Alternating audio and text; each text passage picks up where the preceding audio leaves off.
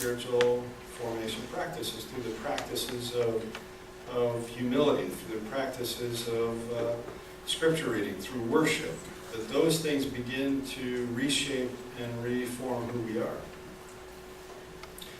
He goes on, practices include the things we tell ourselves and one another about just what we are engaged in for what purposes. So he's saying that practices aren't just actions, but it's also how we communicate to each other, what we communicate to each other. A couple more slides and then we'll be done. Smith teaching in Christian practices, he continues, practices form patterns, intersections where expectations emerge of less explicitly articulated norms. And so here he talks about, back to what you were asking, well, what's the difference between the university down the road and us? Well, it's this rethinking, reshaping our minds into what Scripture tells us, how the world is organized. But more than just rethinking things, we should be an institution, we should be a community where our practices begin to help us emerge into more Christ-likeness, right? So it's not just in the classroom getting an A on the test, it's not just, well, okay, I understand that philosophical standpoint, but actually as we engage in the community, as we engage in these practices, these Christian practices, we actually are reshaped into the image of Christ, into who we are supposed to be.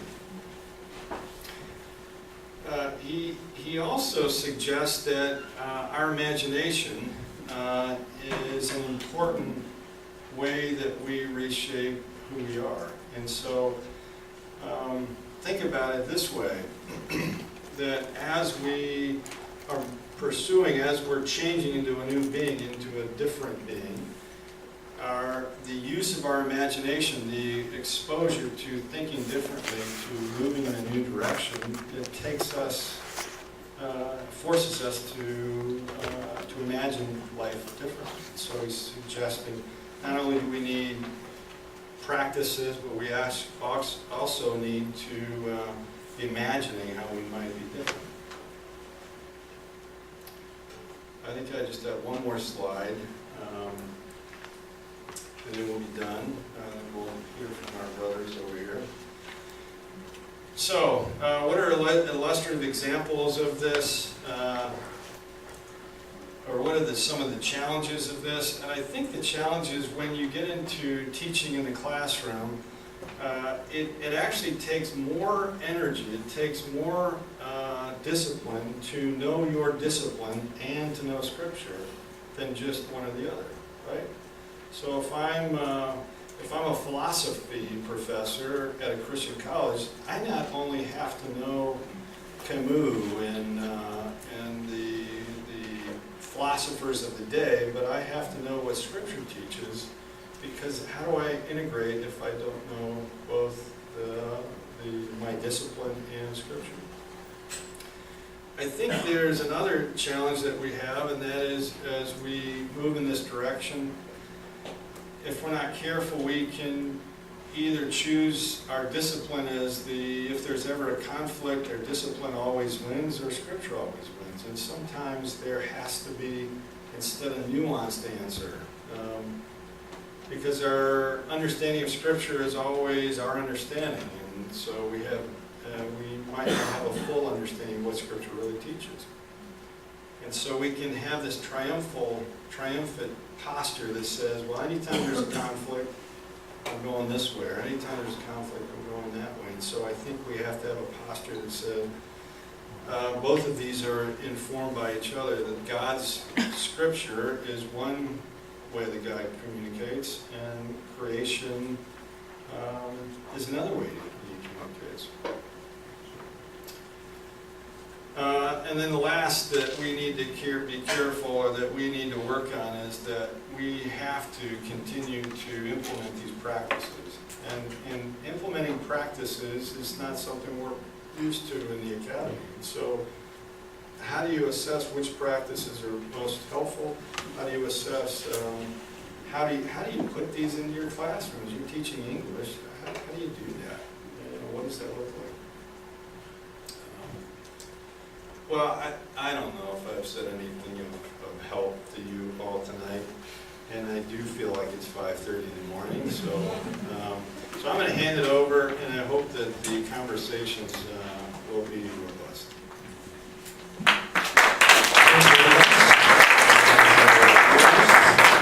For your lecture. So it's time for our commentators. Maybe you have still some questions, but reserve it until we listen to the comments. Okay? So, Professor, let's say, Latinka first. Okay?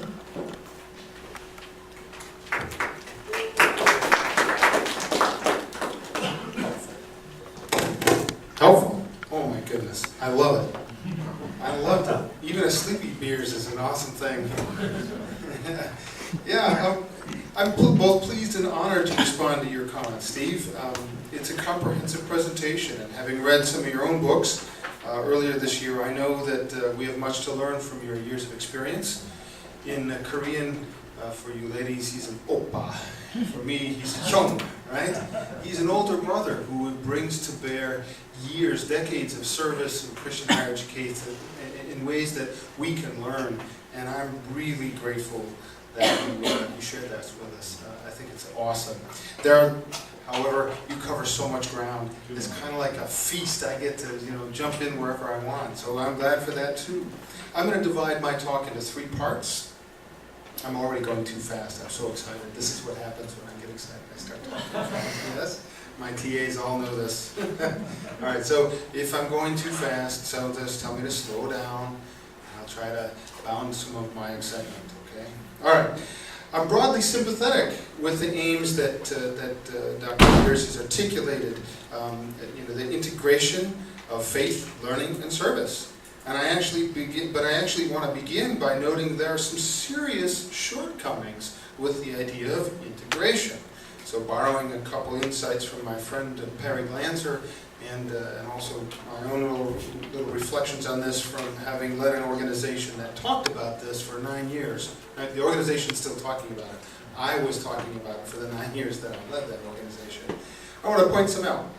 The integration model first, so that's the first thing. The second thing I'm going to do is talk a little bit about some kernels that are really helpful of reconceptualizing how we think about the fundamental task of Christians in higher education. What we say is integration, but I'm going to give us a different word for that. And then I want to play out just 2 consequences of those 2 little kernels. Okay, so 3 parts. So the first part, problems with the integration. Integration sounds static. There's a dynamic area of learning that needs to be melded to the static faith. That's why we have this picture. Integration of learning over here and the faith of our fathers. Right? But learning continues to go farther and farther away from the faith of our fathers. And the distance that we have to run becomes more and more difficult until it's just exhausting and we just give up. This is a problem with the integration model, and it becomes harder and harder to do it. The second thing, integration often goes into fall identification mode, or shoring up what is already redeemed mode. That's my friend Perry's words. That is, integration models end up looking like, in practice, let's see, bad theory because not Christian, bad theory, not Christian worldview, or we got to help support this because this is truly Christian.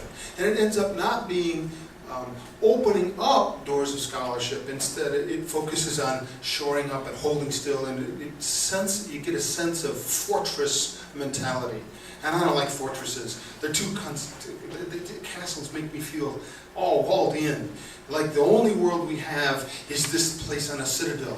But God is all over the place. He's at work in everywhere, not just this citadel. And I hate to be cooped up. It's too defensive. I'm an offensive guy in more ways than one. All right? How are our disciplines different, we ask? Integration often has a tough time talking about music, engineering, mathematics, science. Integration, how do we shove our faith onto something that just doesn't get it? We feel like we're forcing it. I don't want that. I don't want to force it. I think that's not the language that the scriptures talk of. The heavens declare the glory of God. It's not, Come on, start talking. And pound on the rocks. No, the rocks will bear that out if you don't say it, right? Even the rocks will scream this out. I don't want this pushing onto it stuff.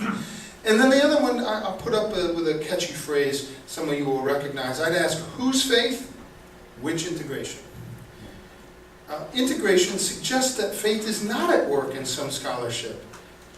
But I think that's probably a false assumption. I want to play that out. All right, so I think those are some problems. Now, some contributions, a couple kernels, and they come in part from some rather far-flung Calvinists. Sometimes they call themselves reformational because reformed isn't good enough, I guess. You think you have trouble with reformed people, but you have reformational are super-duper reformed, right?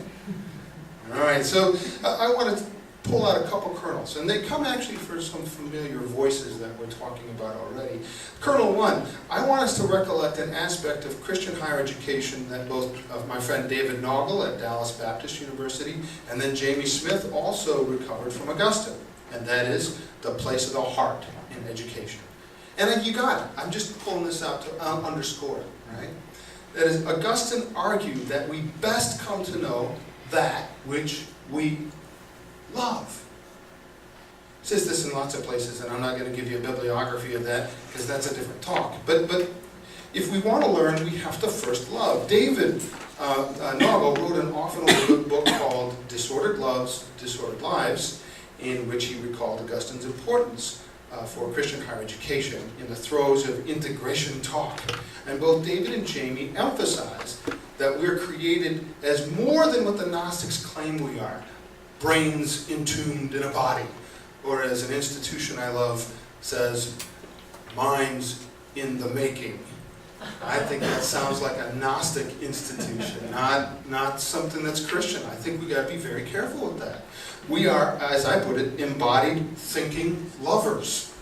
That's what we are, which is exactly, I wrote this down, you added a slide on me, and then it says head, heart, hand, right? That's exactly right. I think that's exactly right. and this means that the practices can help us learn to love, an insight that we actually have in clinical psychology for those of you who are taking part in those classes. If you don't love somebody, you know what psychologists often tell you? Pretend. Go through the motions, because doing it will retrain your heart. And you will see that you are the kind of person that loves this kind of person that you didn't love so much before. And you retrain your heart. We're an integrated unit. We are not these disconnected parts. And that's what we can do as well here. All right, Kernel 2. After Kuyper, a number of these hyper-Calvinists, really super-duper Calvinists, working at the Free University in Amsterdam and several places in the U.S., they adopted Kuyper's insistence that every square inch is claimed by God, right? That's also in C.S. Lewis, in case you think it's just a Dutch thing. They get British there too. They got that, and they said there's something more than that. That there is a great divide also between the thinking of believers and non-believers. And they called this, anybody know?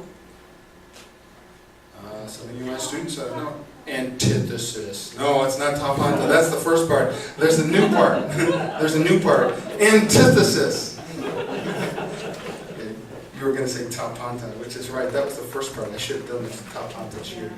Right? But there's an antithesis between the way that you think about towards God and the way you think about that's not towards God. And this needs to be traced to the consequence of our primary commitments. What some of the better scholars here talk about is that we all hold something divine. Every single theory in the whole universe has something in it that it claims to be divine. Okay? So, how do you get to this in mathematics, for example? Well, we'll get to that in a second. But I want to just tell you in a form, it's every theory presupposes something that's divine, and that is that it's not dependent on anything else. For Christians, that thing that's not dependent on anything else is, don't say tapanta, it's God. It's your Sunday school answer. Jesus, right? That's the non-dependent thing. And the other kinds of religious beliefs that we have all depend on, they tell us how to get a relationship with that non-dependent thing, that divine thing. I know it's a lot of philosophy for this late at night. We'll be done in just a moment. Just hold on there, okay? The point is that all these theories have some sense of divine. Plato suggests that justice is divine, and it is the thing upon which all other concepts for the state will be built. It's not dependent. Democritus is another Greek thinker, but another guy named Pierre Gassendi, and lots of our thinkers now in the material sciences think that matter doesn't depend on anything. It simply is. It's divine. Right? We call those people materialists and not rocket science, right? There are lots of these kinds of theories, and I'll skip over a bunch of them here. The point is that there is no neutral ground in the creation of theories. Every single theory, which is the stuff we all work with in education, right? Every discipline has theories. Number theory, we'll talk about that in a second. It has an assumption to it. The question is, which assumption will guide our thought? An assumption that places God at the ground or something else? Who is your divine is a serious question. Now, last part. I said there are 3 parts. This is the last part. Here are the implications. Implication, and there are tons of these, but I just wanted to give these as illustrative. If we take seriously these 2 insights. The insight about the heart.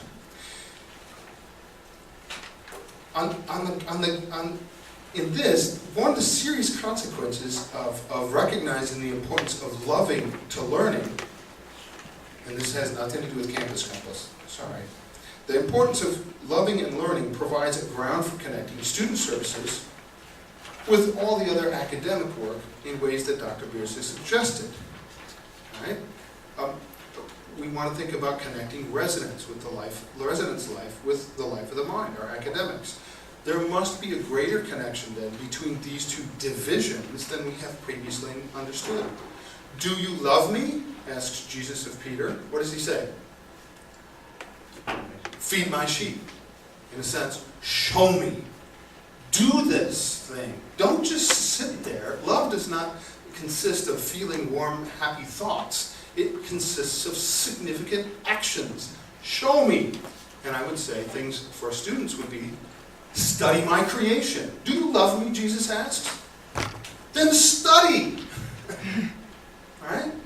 Your studying is not disconnected from your faith. It is the outworking of God's call to study creation. Do you love me? Care for my creation. Don't just toss it away. We have to tear down that wall between team and class. Okay. Next kernel, and the implication of that idea of all theories have in it something that's divine. This is potentially much more destructive than that first insight.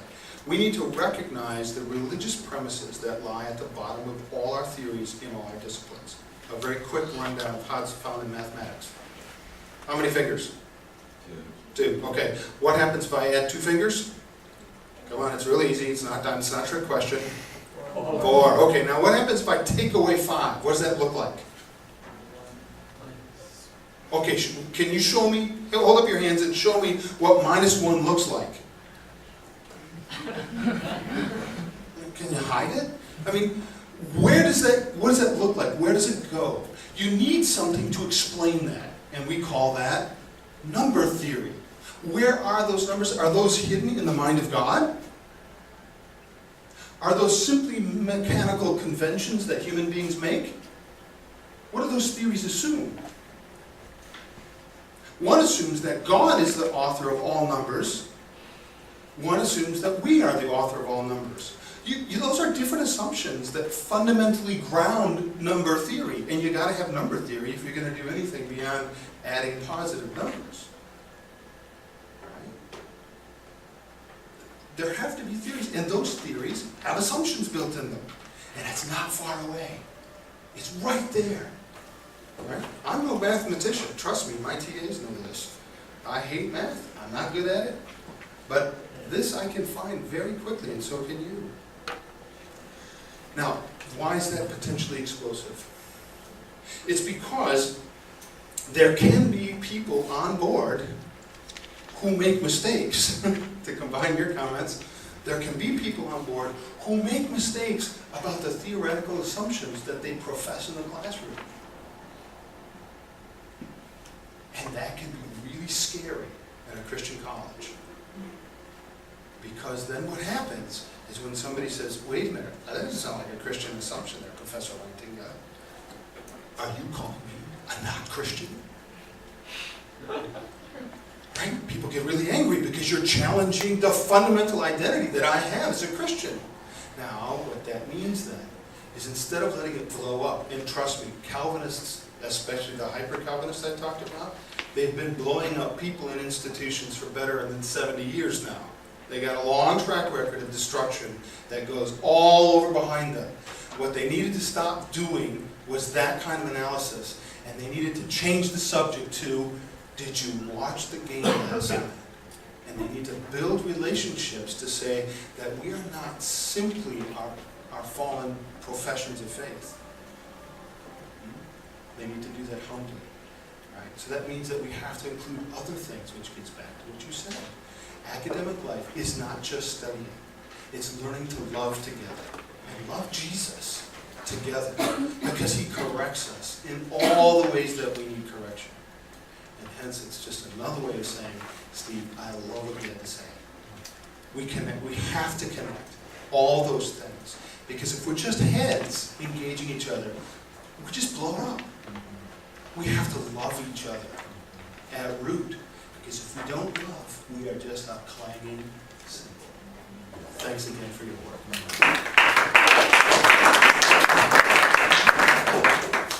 Thank you, Professor Lantinga. Now, we are a little bit behind the schedule, but we have to speed up. Professor Richard Han, could you come up here and make your own comments?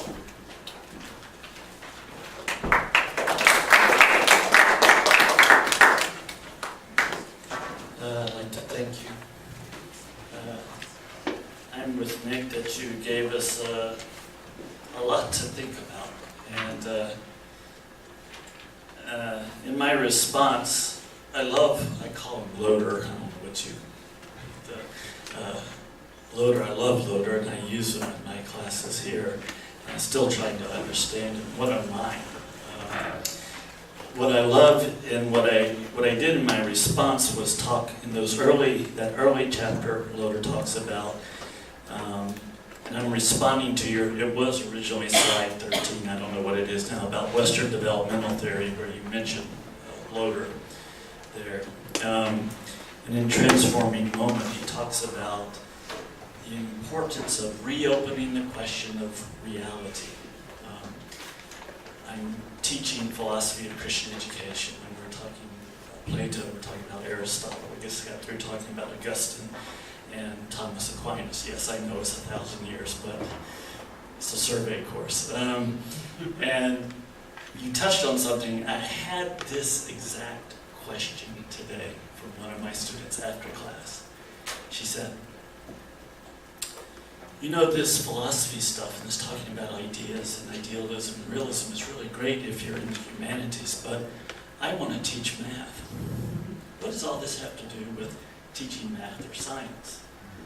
It was a brilliant question because it's the question that our students who are preparing to teach, to become teachers in these fields that are not traditionally humanities fields, are asking, so what? I mean, how do I make that link? And I scrambled, as most professors try to do, buy some time. But I said, well, I'm not sure, but maybe one place you could start would be in talking about how there are these a priori truths in math, in science, that we assume are true, real. They are eternal. They last. Whether we regard them as true or not, they are there. 2 + 2 = 4. And I said, maybe that's the place to start about introducing that same kind of truth that we claim to be real, that we learn in the gospel. That there's a parallel about truth there, that it is eternal, that it is immutable, unchangeable. And maybe that might be an entranceway to talking about those capital T truths in places where you're talking about little t truths, math and so forth. What Loder talks about in that early on is about how convictional experiences reopen the question of what is real, what is reality. And he talks about how the human sciences have tended to focus on classification, description, general questions of how people come to believe. And he goes on to say that they've been less focused on the consequences or the universal ramifications of those beliefs. They're just focused on the process.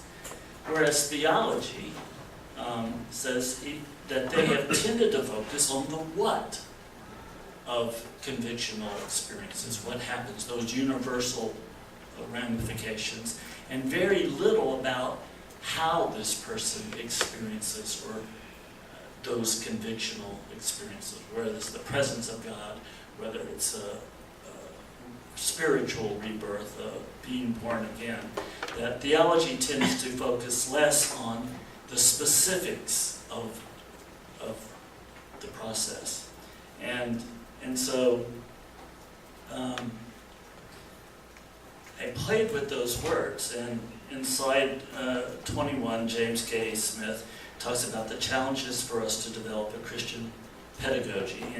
And you said in the slide, a move away from the notion that rational deliberation on ideas is the primary shaper of the self, and towards a more contextual and embodied understanding of how what we do. I like those two words because there they are again, how what we do, and among others, shapes who we become. I'm a firm believer that beliefs are the shapers of our actions. And I tell myself in my class, if you want to know what somebody believes, watch what they do. Don't listen to their words, watch their actions. That reflects the people they are and what they believe. And I think in Christian education, whether we're talking about university, whether we're talking about church, or in my experience in seminary, has traditionally done a very good job at focusing on the what of belief. And you mentioned that cognitive idea of belief.